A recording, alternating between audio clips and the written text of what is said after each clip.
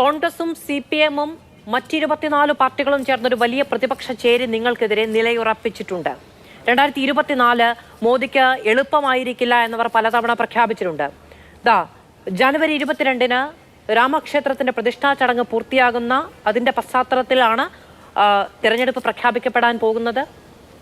അത് BJPക്ക് വലിയ തോതിൽ നിങ്ങളുടെ തന്നെ ഒരു വലിയ പോരാട്ടമെന്ന് നിങ്ങൾ അവകാശപ്പെടുന്ന പശ്ചാത്തലത്തിൽ വലിയ രാഷ്ട്രീയ നേട്ടത്തിന് ഇന്ധനമാവുകയും ചെയ്യും. അവിടെ കേരളത്തിൽ നടക്കുന്ന ഈ പോരാട്ടത്തെ, അങ്ങോട്ടും ഇങ്ങോട്ടുമുള്ള ഒറ്റുകൊടുക്കലിനെ നിങ്ങൾ എങ്ങനെയാണ് കാണുന്നത്?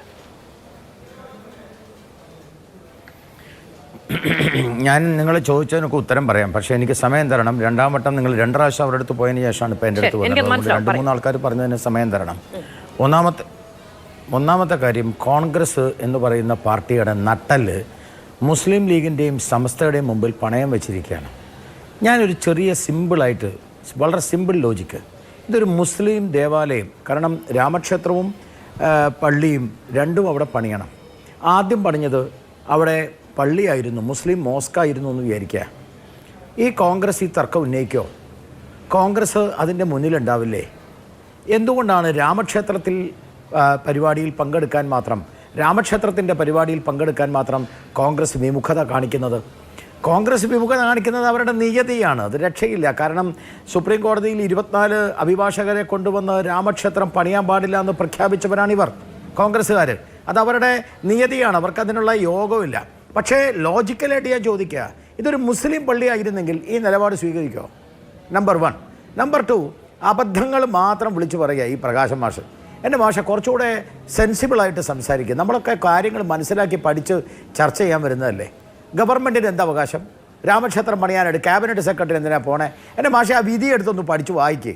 സുപ്രീം കോടതിയാണ് പറഞ്ഞിരിക്കുന്നത്. സുപ്രീം കോടതിയുടെ വിധി പ്രകാരം ക്യാബിനറ്റ് സെക്രട്ടറിയൊക്കെ വന്നിരിക്കുന്നത്. മാഷി വിവരക്കേട് ഇങ്ങനെ വിളിച്ചു പറയല്ലേ. ഗവൺമെൻറ്റിന് നയാ പൈസ ഇല്ല, ഗവൺമെൻറ് നേരിട്ടല്ല ചെയ്യുന്നത്. അത് ചെയ്യാൻ വേണ്ടി ഒരു ട്രസ്റ്റ് ഉണ്ടാക്കി, ആ ട്രസ്റ്റ് ഉണ്ടാക്കേണ്ട ചുമതല ഗവൺമെൻറ്റിൻ്റെയാണ്. അതാണ് സുപ്രീം കോടതി വിധി. അത് പള്ളിയുടെ കാര്യത്തിലും അങ്ങനെ തന്നെയാണ്. അവിടെ പള്ളിയുടെ പണി പുരോഗമിച്ചുകൊണ്ടിരിക്കുകയാണ്. ഇതേപോലെ തന്നെ പള്ളിയുടെ പണിയും നടക്കും അവിടെ. ആ പള്ളിയുടെ ചടങ്ങും ഇതേപോലെ തന്നെ ഒരു ട്രസ്റ്റാണ് ചെയ്യുന്നത്. ഇനി നിങ്ങൾ ചോദിക്കുക, ഗവൺമെൻറ്റിൻ്റെ താല്പര്യം ക്ഷേത്ര സംരക്ഷണമാണോ? ക്ഷേത്രത്തിൻ്റെ പരിപാടിയിൽ ഗവൺമെൻറ് പങ്കെടുക്കാൻ പറ്റുമോ? എൻ്റെ പൊന്ന് പ്രകാശം മാഷ പോയിട്ട് പിണറായി വിജയനോട് പറ, കേരളത്തിലെ ക്ഷേത്രങ്ങൾ മുഴുവനും ഗവൺമെൻറ്റിൻ്റെ കയ്യിൽ നിന്ന് പാവപ്പെട്ട ഹിന്ദുക്കൾക്ക് വിട്ടുകൊടുക്കാൻ. ഗുരുവായൂർ ക്ഷേത്രം ഭരിക്കുന്നത് നിങ്ങളല്ലേ? ശബരിമല ക്ഷേത്രം ഭരിക്കുന്നത് നിങ്ങളല്ലേ? കേരളത്തിലെ ദേവസ്വം ബോർഡിലെ 10,000 ക്ഷേത്രങ്ങൾ, ആ ക്ഷേത്രം മുഴുവൻ ഭരിക്കുന്നത് ഈ ഗവൺമെൻ്റ് അല്ലേ? ഗവൺമെൻറ് ക്ഷേത്രം ഭരിക്കാം, ക്ഷേത്രത്തിലെ പണം കൈയിട്ട് വരാം, ക്ഷേത്രത്തിൽ തോന്നിവാസം ചെയ്യാം, ക്ഷേത്രത്തിൽ നിങ്ങൾ ഉദ്ദേശിച്ച മാതിരിയുള്ള എല്ലാ കാര്യങ്ങളും ചെയ്യാം. ഇവിടെ ഹിന്ദുക്കളുടെ കാര്യം മാത്രം ചോദിക്കാൻ ആളില്ല. ക്ഷേത്രമൊക്കെ കയ്യിൽ വെക്കാം, പക്ഷേ രാമക്ഷേത്രത്തിൻ്റെ കാര്യത്തിൽ ഗവൺമെൻറ് പോകാൻ പാടില്ല. ആദ്യമേ ഈ ബാബറി മസ്ജിദ് പൊളിച്ചിട്ട് അവിടെ ക്ഷേത്രം പറയണമെന്ന് സുപ്രീം കോടതി പറയുന്നതിന് മുമ്പ്, BJP പറയുന്നതിന് മുമ്പ്, ബാക്കിയുള്ള വിശ്വ ഹിന്ദു പരിഷത്ത് പറയുന്നതിന് മുമ്പ് ഇത് പറഞ്ഞത് EMS നമ്പൂതിരിപ്പാടാ 1987 ജനുവരി മാസം 14-ാം തീയതി. നിങ്ങളിപ്പോൾ ചർച്ചയിൽ വന്നിട്ട് പറയും അതൊക്കെ ഞങ്ങൾ മാറ്റി പറഞ്ഞു എന്ന്. ഞാൻ മാതൃഭൂമി പത്രത്തിൽ അത് മാറ്റി പറഞ്ഞോ ഇല്ലയോ എന്ന് ഞാൻ മാതൃഭൂമി പത്രം ശേഖരിച്ചു. മാറ്റി പറഞ്ഞിട്ടില്ല. ജനുവരി 14-ന് ശേഷം ജനുവരി 20 വരെയുള്ള 1987 ജനുവരി 14-ന് ശേഷം 20 വരെയുള്ള മാതൃഭൂമി പത്രം എൻ്റെ കയ്യിലുണ്ട്. ഞാൻ അതിനു വേണ്ടി പോയി ശേഖരിച്ച് അത് എടുത്തു വച്ചിട്ടുണ്ട്. എവിടെയും മാറ്റി പറഞ്ഞിട്ടില്ല. ഇനി അതെനിക്ക് വിഷയമല്ല, അത് പൊക്കോട്ടെ. അത് മാറ്റി പറയാതിരിക്കുക, എന്ത് വേണം ചെയ്തോ. പക്ഷെ ഒരു കാര്യം നിങ്ങൾ മനസ്സിലാക്കണം, നിങ്ങൾക്കിതിനൊക്കെ പറ്റിയൊക്കെ പറയാനായിട്ടുള്ള ഒരു അവകാശവുമില്ല. കാരണം എന്താ? നിങ്ങൾ തുടക്കം മുതൽ രാമക്ഷേത്രത്തിനെതിരായിരുന്നു. നിങ്ങൾ നിങ്ങളുടെ സ്റ്റാൻഡ് എടുക്കുന്നു. പക്ഷെ നിങ്ങൾ സ്റ്റാൻഡ് എടുക്കുന്നത് എന്തുകൊണ്ടാണ്? ഇവിടെ കോൺഗ്രസിനെ നിങ്ങൾക്ക് വെട്ടിലാക്കണം. കോൺഗ്രസ് നിർഭാഗ്യവശാൽ കോൺഗ്രസിന് അവരുടെ നട്ടെല്ല് വളഞ്ഞുപോയി. സമസ്തയുടെ മുമ്പിൽ, ലീഗിൻ്റെ മുമ്പിൽ കോൺഗ്രസിൻ്റെ തീരുമാനമെടുക്കുന്നത് കോൺഗ്രസ്സുകാരാ, സമസ്തയല്ല. സണ്ണിക്കുട്ടി അതാണ് ആദ്യം പറയേണ്ടത്. സമസ്തയല്ല തീരുമാനിക്കുക, കോൺഗ്രസ് തീരുമാനിക്കുക. പോകണോ വേണ്ടയോ അത് വേറെ വിഷയം. ഇപ്പോൾ നേരത്തെ പ്രകാശം മാഷ് പറഞ്ഞ ഒരു കാര്യമുണ്ട്. എന്താ പറഞ്ഞത്? സ്വാതന്ത്ര്യത്തിൻ്റെ കാര്യത്തിൽ നിങ്ങൾ എന്ത് നിലപാടാണ് സ്വീകരിച്ചത്? നിങ്ങൾ ഒറ്റുകാരാണ്. ബ്രിട്ടീഷുകാർ കോൺഗ്രസ്സുകാരെ നിരോധിക്കുന്നതിൻ്റെ മുമ്പ് ബ്രിട്ടീഷുകാർ ആദ്യം നിരോധിച്ച സംഘടന ഏതാണെന്ന് അറിയോ നിങ്ങൾക്ക്? ആ സംഘടന പേരാ RSSനെയാണ് ആദ്യം നിരോധിച്ചത്. ചെറിയ വിഷയത്തിൻ്റെ പേരില്ല. BJPയുടെ ലെഗസി ഭയങ്കര ലെഗസിയാണെന്നൊന്നും ഞാൻ പറഞ്ഞില്ല. ഞങ്ങളുടെ ലെഗസി എന്ന് പറയുന്നത് ഇന്ത്യൻ പാരമ്പര്യമാണ്, ഇന്ത്യൻ സംസ്കാരമാണ്. അതാണ് ഞങ്ങളുടെ ലെഗസി. അത് 1947 ഉണ്ടായതല്ല, അത് 1885 ഉണ്ടായെന്നല്ല, അത് ഈ നാടിൻ്റെ പാരമ്പര്യമാണ് ഞങ്ങളുടെ ലെഗസി. പിന്നെ സ്വാതന്ത്ര്യത്തെക്കുറിച്ച് പറയാൻ നിങ്ങൾക്ക് എന്ത് അവകാശം? ഇന്ത്യൻ സ്വാതന്ത്ര്യ സമരം സന്നക്കുട്ടി പറയട്ടെ, 1947 ഓഗസ്റ്റ് 15 കരിദിനമായി ആചരിച്ചവരല്ലേ നിങ്ങൾ?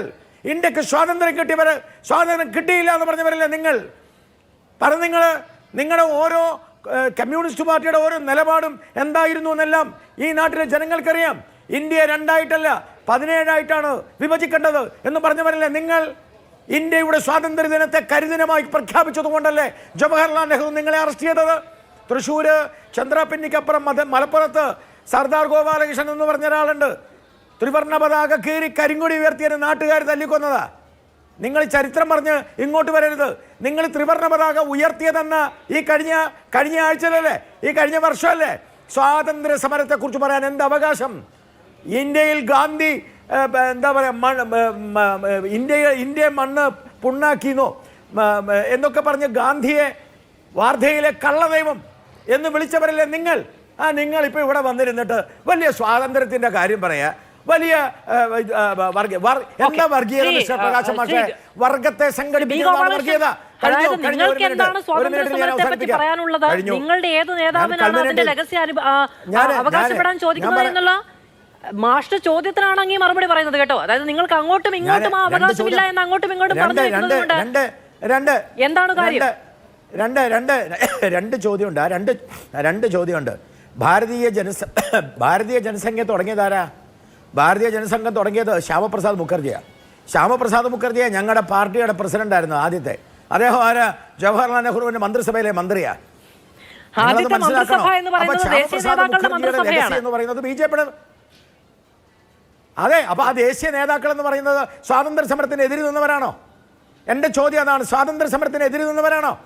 സ്വാതന്ത്ര്യ സമരത്തിൽ പിന്നീട് രാഷ്ട്രീയ പ്രസ്ഥാനങ്ങൾ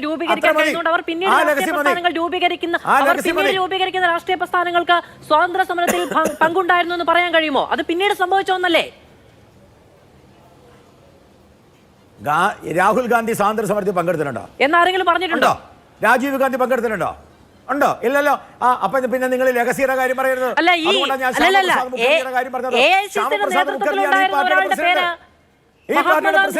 AICCയുടെ നേതൃത്വത്തിലുണ്ടായിരുന്ന ഒരാളുടെ പേര് മഹാത്മാഗാന്ധി എന്നാണ്.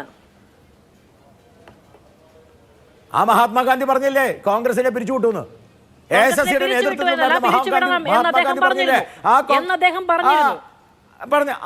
അത് മതിയല്ലോ. അത് മതിയല്ലോ. ആ കോൺഗ്രസും ഈ കോൺഗ്രസും തമ്മിൽ ഒരു നിങ്ങൾ പറഞ്ഞോ? അദ്ദേഹത്തിന്റെ പരമമായ ലക്ഷ്യം എന്ന് പറയുന്നത് സ്വാതന്ത്ര്യമായിരുന്നു. സ്വാതന്ത്ര്യം കിട്ടിയപ്പോൾ ഒരു രാഷ്ട്രീയ പാർട്ടി അദ്ദേഹത്തിന്റെ കാഴ്ചപ്പാട് തന്നെ വ്യത്യസ്തമായതുകൊണ്ട് സ്വാതന്ത്ര്യം കിട്ടിയതുകൊണ്ട് ലക്ഷ്യം പൂർത്തിയായതുകൊണ്ട് കോൺഗ്രസിനെ പിരിച്ചുവിടണം എന്നൊരു അഭിപ്രായം അദ്ദേഹം പറഞ്ഞിട്ടുണ്ടായിരിക്കും. അതുകൊണ്ട് മഹാത്മാഗാന്ധിയും സ്വാതന്ത്ര്യ സമര പ്രസ്ഥാനവും കോൺഗ്രസുമായി ബന്ധമൊന്നുമില്ല എന്ന് പറഞ്ഞു പോകാൻ കഴിയില്ല. ഇപ്പോ ഔദ്യോഗികമായി കോൺഗ്രസിന്റെ പ്രതിനിധികൾ ഈ ചർച്ചയിൽ പങ്കെടുക്കുന്നില്ല എന്നുകൊണ്ട് അവരുടെ മുഴുവൻ രാഷ്ട്രീയ ചരിത്രത്തെയും റദ്ദാക്കിക്കൊണ്ട് നമുക്ക് മുന്നോട്ട് പോകാൻ കഴിയില്ല. ഒരു സെക്കൻഡ് ഞാൻ അതൊന്നും പറഞ്ഞില്ലല്ലോ. ഞാൻ പറഞ്ഞത് എന്നോട് ഇങ്ങോട്ട് ലെഗസി ചോദിച്ചപ്പോഴല്ലേ ഞാൻ പറഞ്ഞത്. ഞാൻ അവർക്ക് ലെഗസി ഇല്ല എന്ന് പറഞ്ഞിട്ടില്ല. ഞാൻ പറഞ്ഞത് ലെഗസിയുടെ കാര്യമാണെങ്കിൽ ശ്യാമപ്രസാദ് മുഖർജിയുടെ ലെഗസി BJPയുടെ ലെഗസിയാണ്. അങ്ങനെയാണെങ്കിൽ ഇനി അതല്ല എന്നുണ്ടെങ്കിൽ കോൺഗ്രസ് മാത്രമല്ല, AICC മാത്രമല്ല സ്വാതന്ത്ര്യ സമരത്തിന് വേണ്ടി പോരാടിയത്. AICC അല്ലാത്ത ധാരാളം സംഘടനകൾ ഈ സ്വാതന്ത്ര്യ സമരത്തിന് വേണ്ടി പോരാടിയിട്ടുണ്ട്. അതിനകത്ത് സ്വാതന്ത്ര്യ സമരത്തിനെ എതിർത്തവരാണ് CPM. ഞങ്ങൾ എതിർത്തിട്ടില്ല. ഞങ്ങൾ കരുതണമെന്ന് പറഞ്ഞിട്ടില്ല.